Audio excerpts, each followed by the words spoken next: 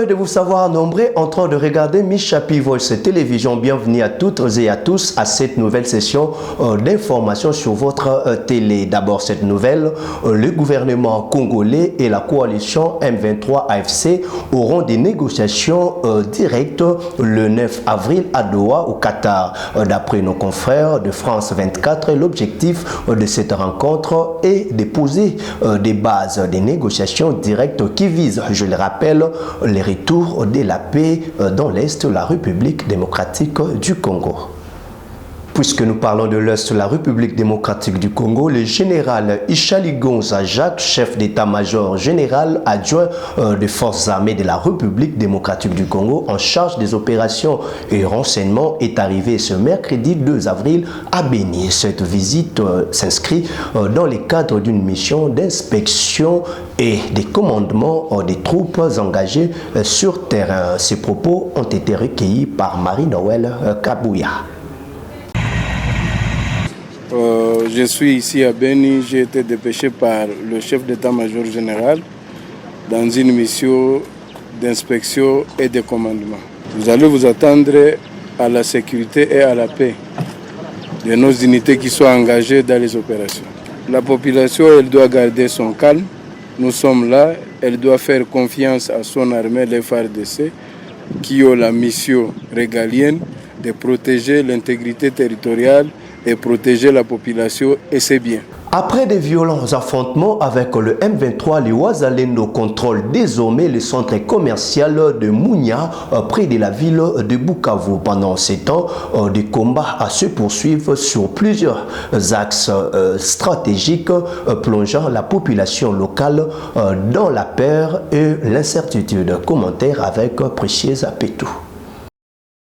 Le centre commercial de Mounia, situé à 23 km de Bukavu, dans le groupement des Karongo Nyangezi, est désormais sous contrôle de résistants Wazalendo. Cette prise de position fait suite à des violents affrontements avec le mouvement du M23-AFC. Le coup de feu entre retenti, plongeant les habitants de cette région dans une psychose et une terreur persistante. Selon des sources locales, le Wazalendo ont lancé une attaque ce mardi 1er avril 2025, ciblant plusieurs positions de M23, notamment celle de Nyangezi et Mumosho à 15 km au sud de Bukavu. Des véhicules tout-terrain Land Cruiser transportant les éléments du M23 en route pour renforcer leurs alliés au front à Nyangezi ont été surpris dans une embuscade près du village de Toyota situé à 13 km de la ville. Les témoins rapportent qu'une vingtaine de corps sans vie demeurent sur le lieu, bien que le bilan n'ait pas encore été confirmé par le mouvement de l'AFC M23. Des combats ont également été signalés sur les axes Mumosho-Nyangezi et Nyakabongola-Nyatende, indiquant une intensification des hostilités dans la région.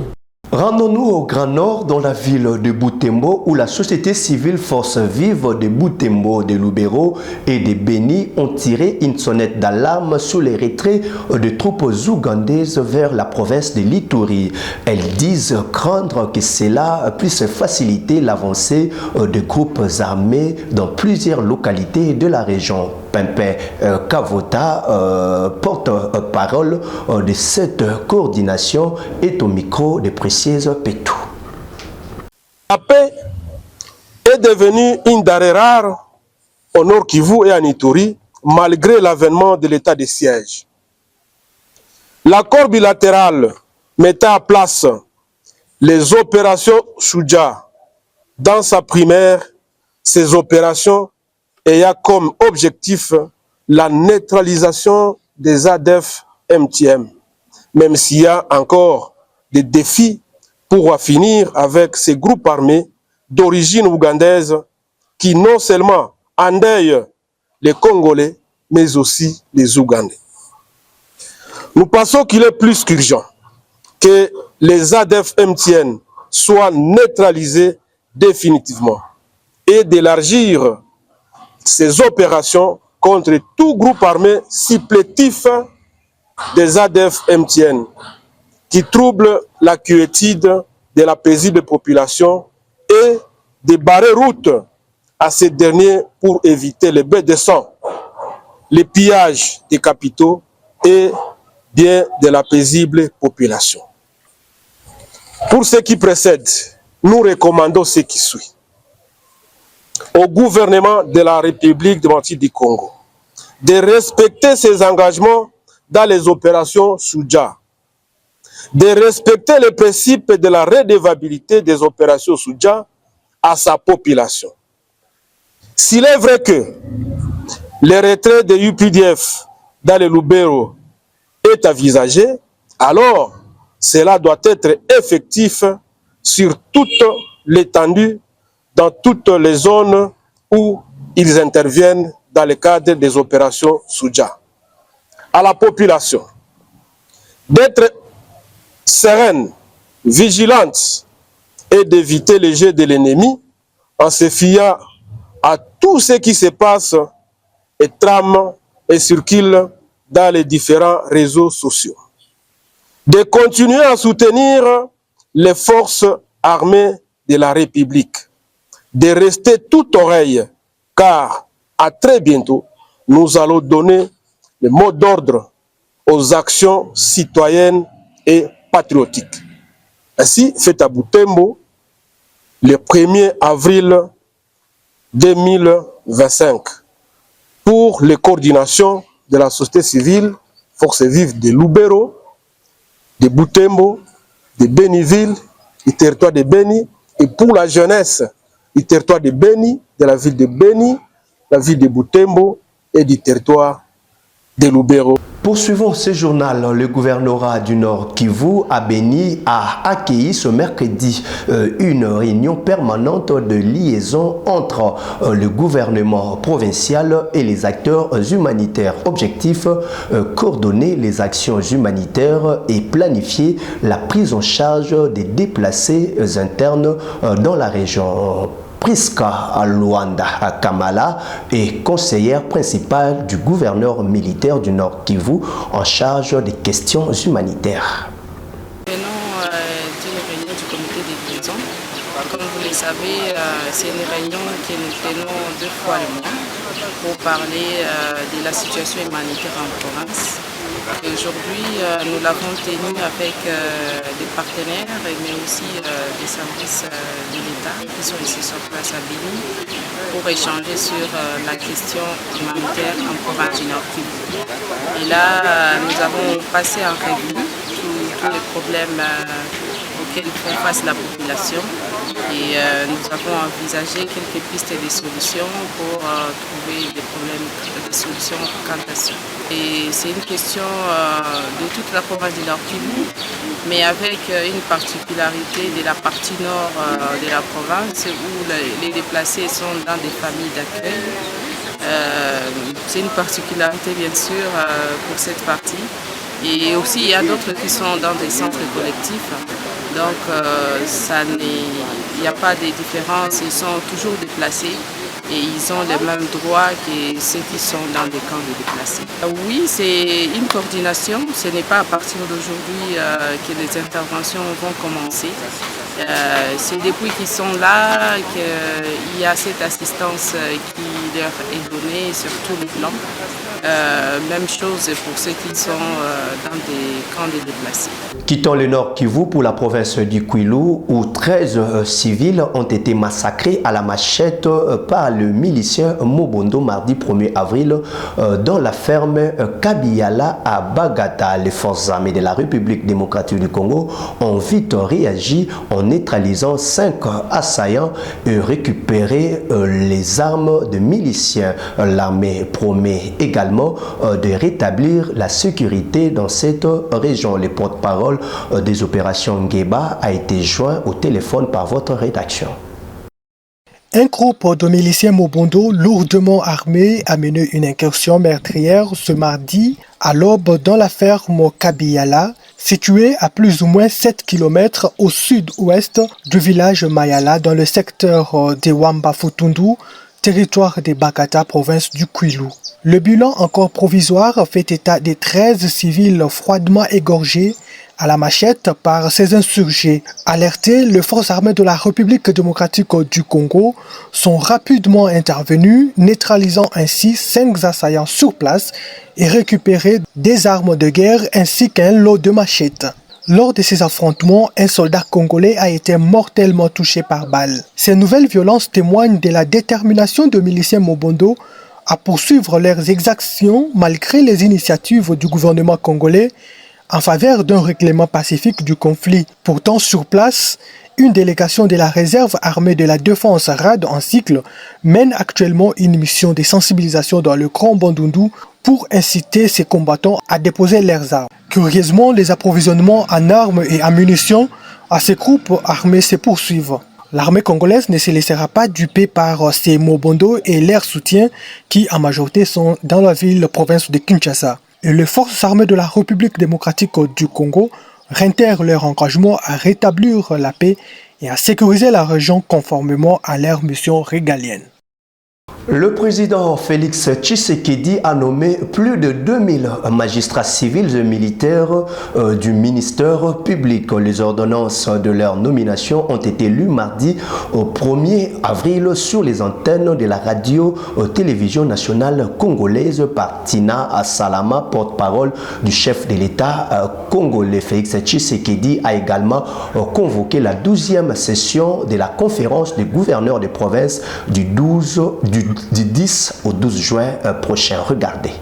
Ordonnance d'organisation judiciaire numéro 25/179 du 28 mars 2025 portant nomination des 4 magistrats militaires du ministère public.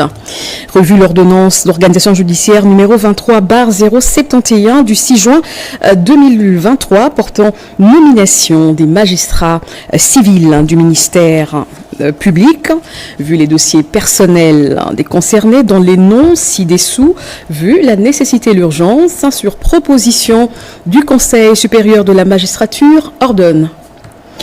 Article 1er. Sont nommés magistrats militaires du ministère public au grade de substitut de l'auditeur militaire de garnison, les magistrats civils du ministère public dont les noms, post-noms, prénoms et matricules suivent. Alumba Mouteba Adonis, matricule G 004519. Ifanga Vincent, matricule G 004518. Madame Kiasakula Mwango Louise, matricule G 004334. Madame Bilolo Chiboaboa Rebecca, matricule G 003895.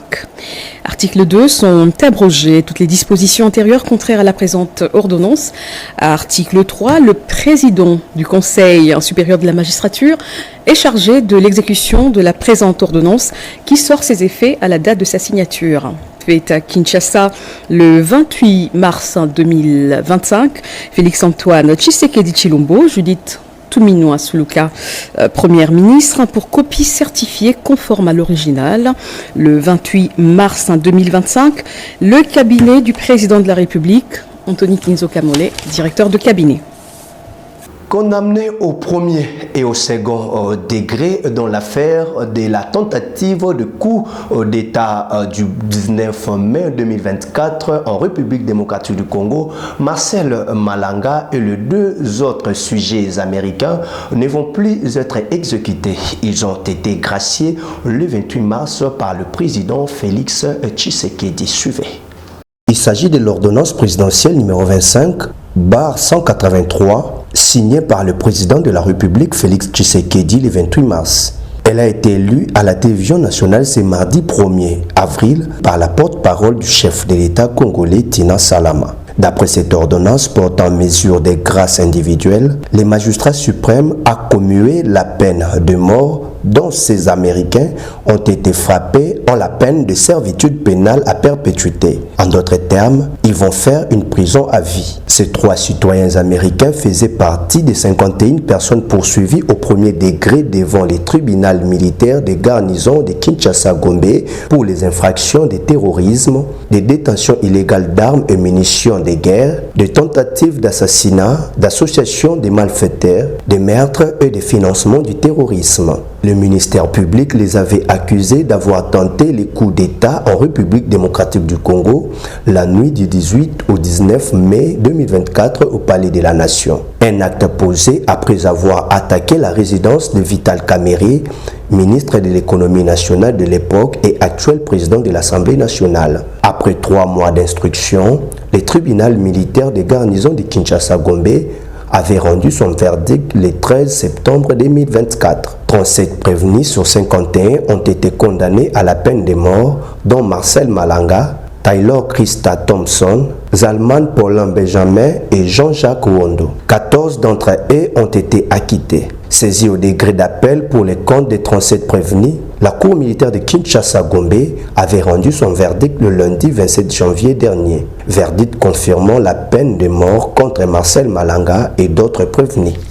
L'actualité, c'est aussi le décès du brigadier Fiston Kabea Senda à Kinshasa. La primature de la République démocratique du Congo a enfin réagi. Les cabinets de la première ministre Judith Suminwa Tuluka dit apprendre avec grand émoi cette disparition et demande aux Congolais de ne pas prêter foi à la manipulation. Ces messages est contenu dans un communiqué publié le mardi 1er avril. Suivez. Ce communiqué de la cellule de communication de la primature congolaise est publié après une panoplie de réactions sur les décès du policier Fiston Kabea Senda. Selon la primature, Judith Suminwa exprime son profond regret suite à cette disparition. Son Excellence Madame la Première ministre, chef du gouvernement, exprime son profond regret à la suite de la disparition d'un homme dévoué à servir notre pays et adresse ses sincères condoléances à la famille biologique du disparu ainsi qu'à l'ensemble du corps de la police nationale congolaise, a écrit la cellule de communication de la primature. Cet acte odieux ne restera pas impuni, rassure les cabinets de Judith Suminwa. La première ministre rassure l'opinion publique que la justice militaire s'est déjà saisie d'office et une enquête est ouverte afin que toute la lumière soit faite autour des circonstances du décès, a affirmé les communiqués de la primature. Concernant les différentes réactions et analyses autour de la mort du brigadier Fiston Kabea, les cabinets de Judith Suminwa a appelé la population à ne pas prêter foi à la manipulation et à la spéculation autour de ces décès. La population doit, selon la cellule de communication de Judith Suminwa, attendre l'issue de la procédure judiciaire. Prenons cette information avant de se quitter. À l'occasion de la Journée internationale du livre pour enfants, célébrée chaque 2 avril, l'écrivain de Goma, Patrick Bacham, encourage tous les parents à offrir des livres à leurs enfants, en particulier ceux de la diaspora, afin, selon lui, de préserver leur culture face aux influences des nouvelles technologies de l'information et de la communication. Il annonce cependant un projet de diffusion des contes africains à l'international. Il a été interrogé par Esther Walaka. Aujourd'hui, avec l'avènement des nouvelles technologies de l'information et la communication, dans beaucoup de familles, on ne donne plus aux enfants l'accès facile aux livres. C'est devenu un peu compliqué. On verra aujourd'hui des enfants qui savent déjà utiliser des téléphones portables ou bien ils sont tout le temps avec leur téléviseur.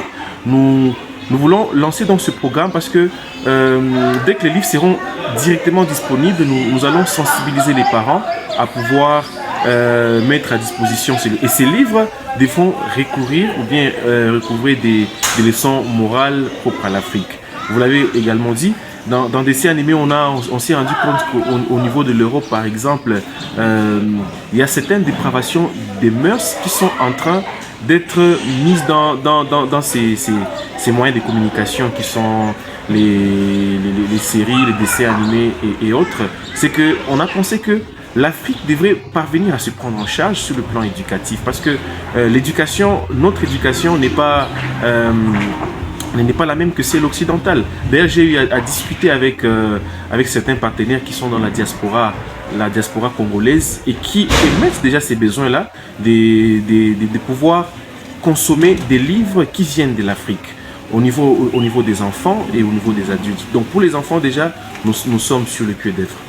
La littérature infantile, puisque c'est vraiment de ça qu'il s'agit, ça fait amplement partie de notre programme pour cette année 2025. Nous voulons commencer ce programme. Déjà que nous faisons, moi personnellement en tant qu'écrivain, j'ai eu à écrire des contes illustrés qui sont destinés aux enfants.